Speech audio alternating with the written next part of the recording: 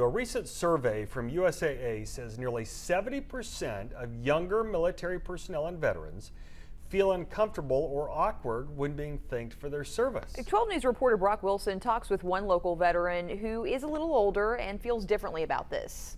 This Veterans Day, USAA is asking Americans to go beyond the thanks, do more than just thank veterans for their service. But if you come to the oldest VFW in Kansas, in South Wichita, you'll meet one veteran who says veterans should be appreciative of all the thanks they get. Our world's largest VFW post. Vietnam and Iraqi war veteran Bob Hernandez says many Vietnam veterans were never thanked for their service. They were disrespected.